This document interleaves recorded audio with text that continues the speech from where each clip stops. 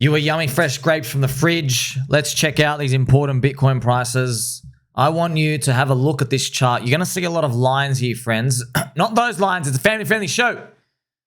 We've got different points in the market where you can kind of sniff out, are there a lot of weak hands holding? Now, you never know if somebody's price as a cohort of people is going to get revisited. You never truly know that. But if they are revisited, they can have some deep implications for the market. You know, it might be a total wipeout, or you start a bear market, etc. But also, before you can ever continue up, there's always this like short-term amount of people, they always have to go offside, always. The only time they don't go offside is at the end of the bull market, pretty much, in Bitcoin. And you can actually calculate these. They go to on-chain and they check out who just got their Bitcoin within the last 6 months. And they just check what the prices are. And then after you've held for 6 months, you're now like a medium-term holder. So there are actually some key prices for Bitcoin, friends, which I'm going to show you right now. So if you're looking at the Bitcoin price chart, remember, obviously, Bitcoin is the life, the blood, the soul of crypto. Now, this is the weekly super trend. It's still holding 55, 56K. Okay, we need this kindness and friendship. But there are prices we have to investigate here. And the first one is $65,000. Now, if we go back and check the chart out, right, where is $65,000? Why is this price important? Well, the reason why $65,000 is important is this is the average price of the Bitcoin ETF buyers. Crazy, yes? Let's play some pump music for them as well, because you guys went offside 25%. Welcome, sirs and madams and squirrels and pups and ducks. So, friends, they went 25% offside, and you actually need that to happen. So, you know, you can just get the ruler out. You go, okay, well, you were down here, 25%, you go down, bang. Okay, sweet. Now, what did they do, actually? They started buying more. Friends, this is Goldman Slugs. This is JP Mosquito. This is Rocco Negra, all the big dogs, you know, the yacht owners and stuff. They started buying more. They go, well, maybe we're some insiders. Maybe we eat bugs. Maybe we know, you know, Janet Yellen's going to pump the market soon. Maybe they know something, or maybe they just believe. Don't worry about, you know, trying to figure out what they actually know. That's important, though. 65K is their average buy zone price, and they get slapped. And they're not actually getting out. They're not like non-believing, right? Which is good. Now, you might say, wait, don't we want them to kind of get out because like weekends getting out? No. Because look what we did to get there. All right. This is the Bitcoin Spot ETF announcement here, okay? So it gets launched. We do this whole move, and then we come back down. We actually come back to the price zone. So if these guys, if the Bitcoin ETF friends, the buyers, they're like, you know what, we're taking our losses, screw Bitcoin. You pretty much, I'm not exaggerating, you erase their move and you probably have a capitulation. We're back down here. And by the way, you've now broken structure. You're actually red on the weekly super trend, and historically that means bear market, right? Interesting. But they bought, man, all the on-chain stuff, they're actually buying more. The inflows are coming in. Hundreds of millions of dollars. The next important price is $45,000 Bitcoin. Okay, now I have it written here, the $45,000 Bitcoin price. What is that price? It is the mining company's price. So Bitcoin, it's the miners, chink, chink, chink. You know what I mean? They got the oil, they got the lumber hat, you know, the yellow hat, they got the torchlight, you know, Zoolander going out. You remember that, friends. So all these Bitcoin miners hunting for that sweet, sweet, sweet Bitcoin in the ground, that $45,000 price, critical.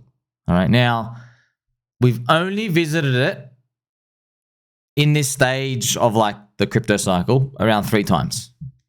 Only 3 times before. But each time it was game over. Okay. So what does that actually mean? Well, I actually have the chart here to show you when it actually revisited. So that it once revisited this, friends, at the end of 2018. See, this part though, first, man, Bitcoin runs up 100x. Yeah? So Bitcoin, friends, does a 100x. It goes from $170 to 20K, around the 100x. And then you come back down here, and now I'm going to show you the next part. You see here, see this green line, friends? This is the Bitcoin miner price, okay? The miner's price, that's them. See how the black line, we crash under it? That's big, big, big capitulation. That's nuclear winter.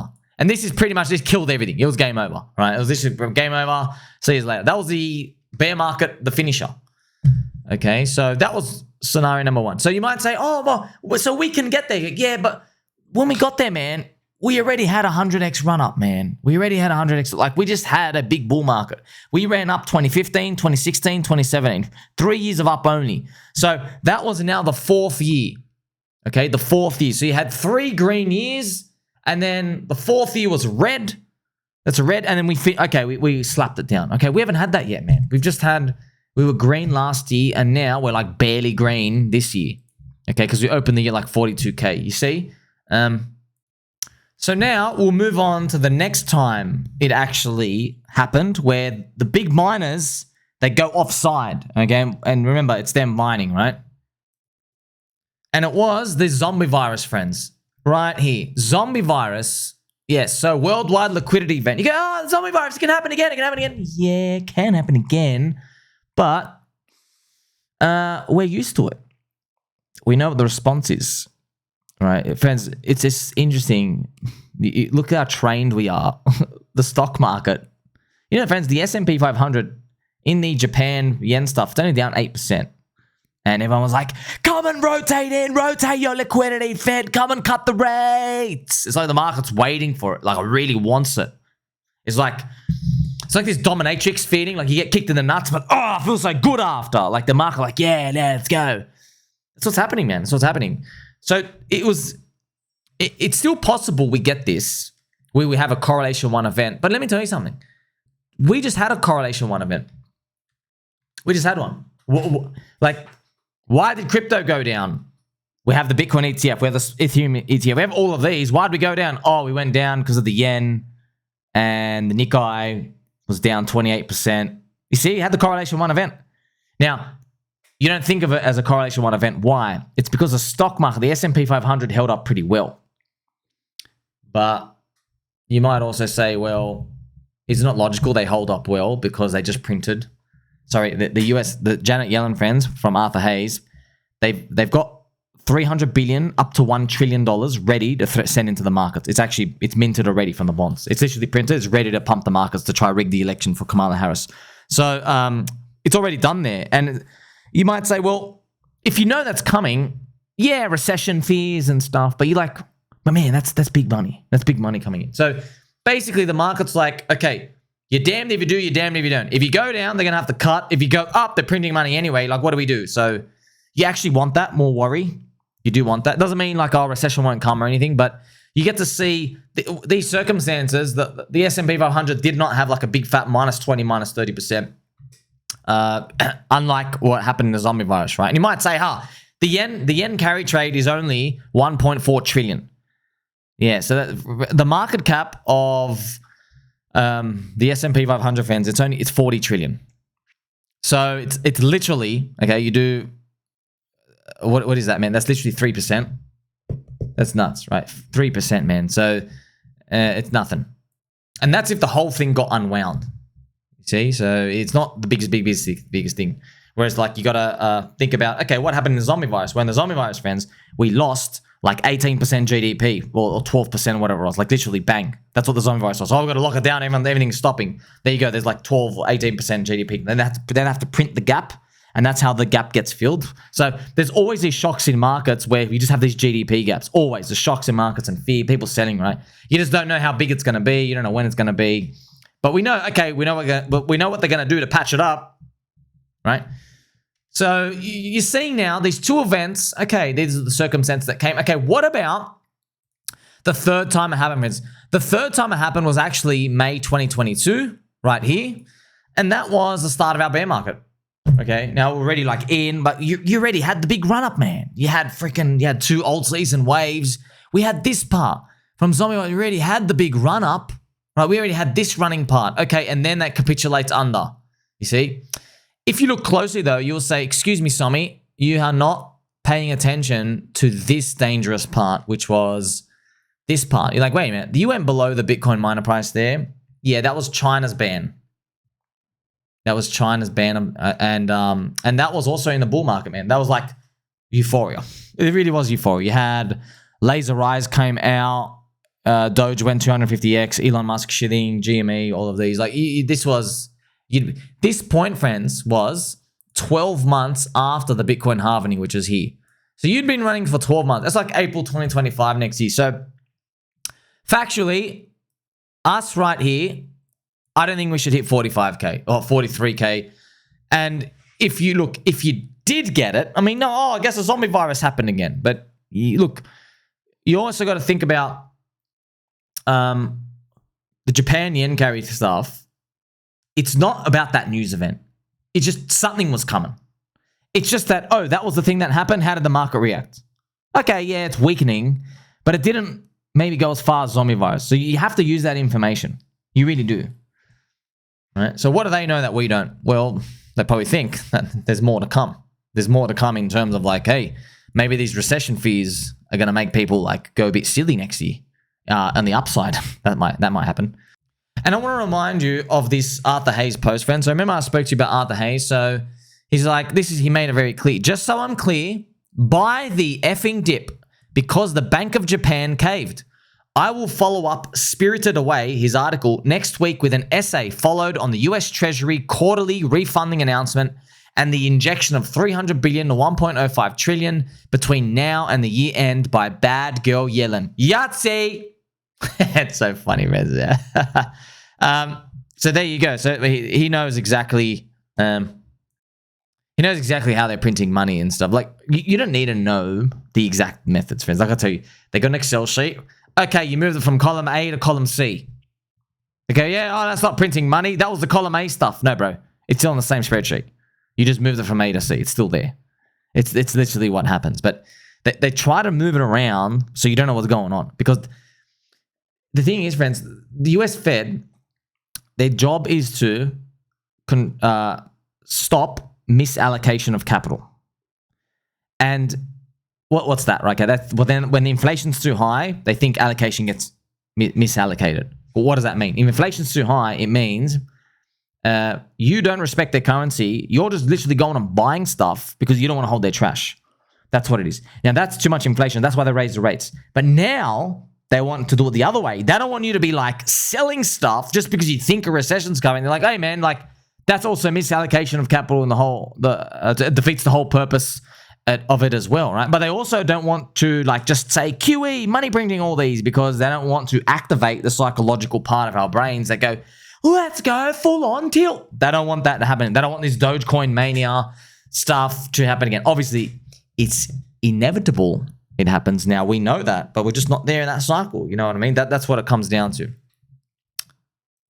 So if you go back, we got to look at that chart again, okay? Our Bitcoin chart, friends.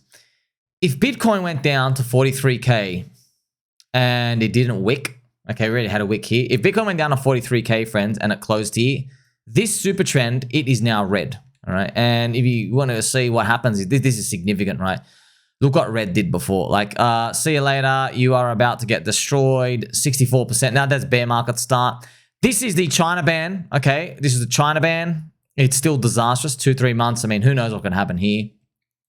But look what happened here. Red weekly super trend as well. Like you just, there you go. 50% again. Doom, disaster for another year. Like you're finished. Pretty much, it's like it's game over. Oh, literally, if it finished red, if there were no buyers here. Lack of demand. I'm not joking, friends. We're literally killed until like next year, June. Next year, June. That's pretty much it. That's if it happened. So there are people, I've seen them like, hey, they want to bid 42, 43K. But what you should know is that you're like, you better be getting out around here because it's pretty much, it would say it's game over.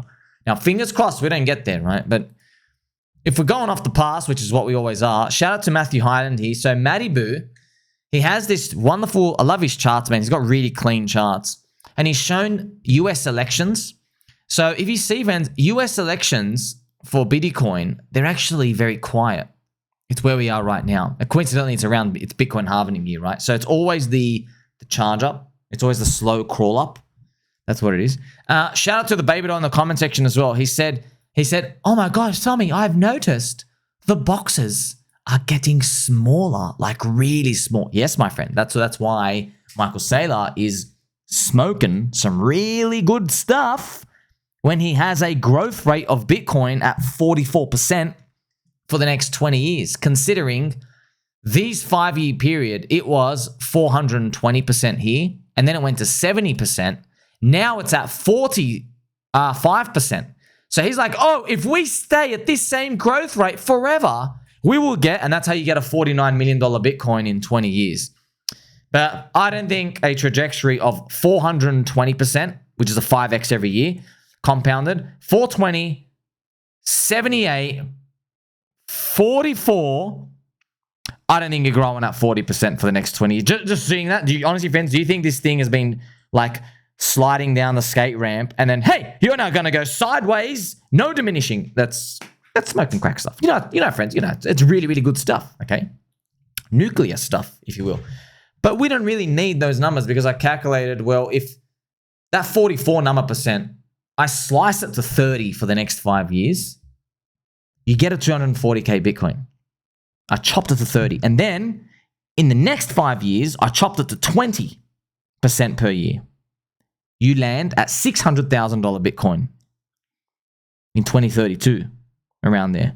And then I chopped it again to a 12% growth rate, and you land at $1.2 million between 2035 to 2040, somewhere there. Hopefully as early as 2033, 34, whatever it is. Hopefully around there. You see that's like the trajectory of that growing. But see those numbers, friends. You also got to remember, when did those numbers start getting thrown out? It was literally the top, man. Like we're just like right before this big crash.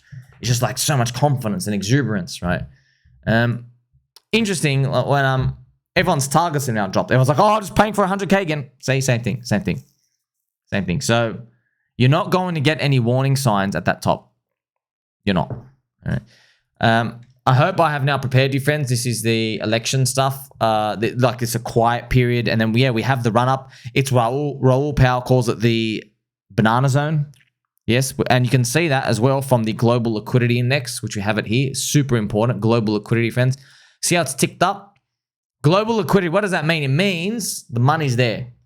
It's just going to take a while to filter back into the markets. And they'll never admit that. They'll never say, hey, we're actually pumping the markets. No. They don't do stuff like that. But that's what it comes down to.